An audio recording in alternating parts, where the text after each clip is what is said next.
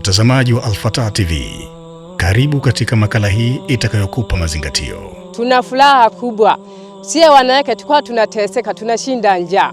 Watoto wetu wanashinda njaa. Maji ya kuchimba kwenye tushimo, ukiwa na homa hupati hata maji ya kunywa.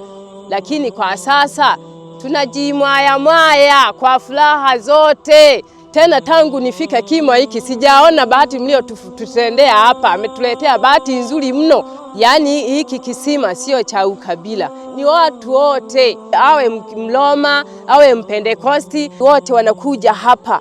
Na sasa wameanza kufanyaje kuhamasika kuingia hapa kwenye Uislamu. Mwanzo tulikuwa tunaswalia kwenye mti, mpaka leo hii tumeona kama hivi msikiti umejengwa vizuri, alhamdulillah.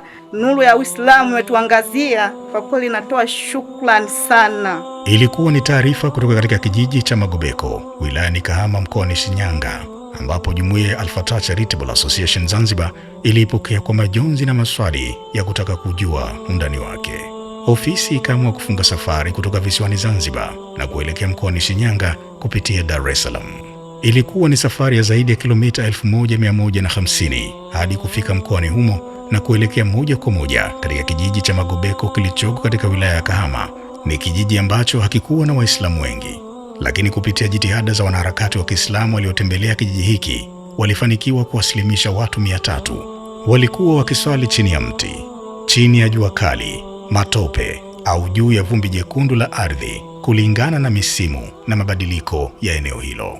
Changamoto kubwa zaidi ambayo ilisababisha timu ya Al-Fatah kuweka kambi ni swala la maji safi na salama. Baada ya kuwasili kijijini hapa, timu ya Al-Fatah Charitable Association ilifanikiwa kuwasilimisha watu wengine wasiopungua 103, lakini kutokana na changamoto zilizopo ikiwemo kukosekana kwa huduma ya maji, jumuiya ya Al-Fatah ilichukua dhima ya kuhakikisha kwamba ndugu zetu hawa wanapata mahitaji yote muhimu ili nao waweze kupata utulivu wakati wakimwabudu Allah Subhanahu wa Ta'ala. Na hivyo jumuiya hii iliamua kuchimba kisima kijijini hapa, jambo ambalo limewapa faraja kubwa wakazi wa kijiji hiki. Maji tuliyokuwa tunatumia alikuwa sio salama. Tulikuwa tunachota maji kwenye madwimbi ambapo mbwa, ng'ombe wanakunywa humo na kukojoa humo. Kwa kweli maji tuliyokuwa tunatumia sio safi kabisa.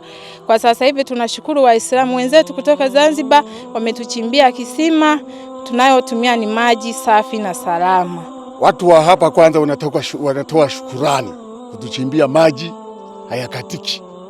Kila muda wanatumia mpaka usiku.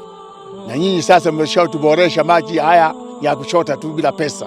Kwa kupatikana kwa neema ya maji na misaada mingine mingi ya kibinadamu kama vile chakula, mavazi kwa wakazi wa kijiji hiki bila ya kubagua, kuliwafanya wanakijiji wengi kuhudhuria na kushuhudia ufunguzi wa msikiti huu. Na kutokana na utu na tabia njema walizoonyeshwa na watendaji wa jumuiya ya Al-Fatah Charitable Association, ilisababisha kuwavutia hata wanakijiji wasiokuwa Waislamu zaidi ya 73, nao kwa hiari zao kutamka shahada na kuingia katika dini ya Kiislamu. Tuseme ashhadu alla ilaha illallah wa ashhadu anna Muhammada Rasulullah. Dini ya Uislamu tumeshaingia, tumeipenda sana na Uislamu tunaupenda sana. Masha Allah. Jambo la watu kulinganiwa na kuingia katika dini ni jambo lenye thamani kubwa mbele ya Allah Subhanahu wa Ta'ala.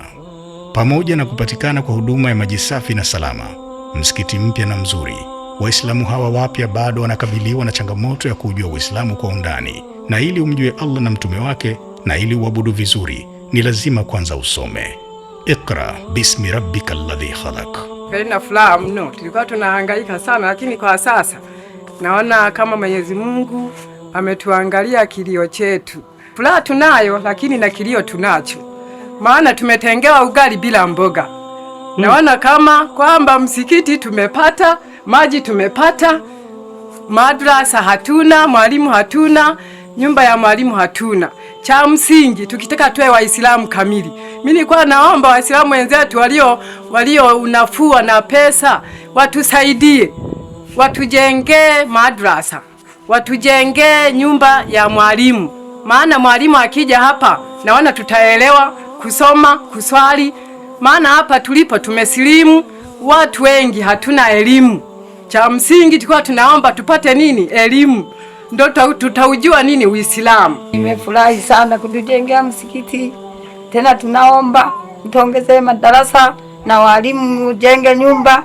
Maombi haya ni ujumbe kwetu sote. Pamoja na madarisi pia inahitajika nyumba kwa ajili ya makazi ya walimu watakaojitolea kuishi katika kijiji hiki, pamoja na ufadhili wa kuwapatia mahitaji yao ya kila siku ikiwemo chakula na kadhalika. Na hili ni jukumu letu sote Waislamu. Al-Fatah Charitable Association Zanzibar, tunawakilisha umma.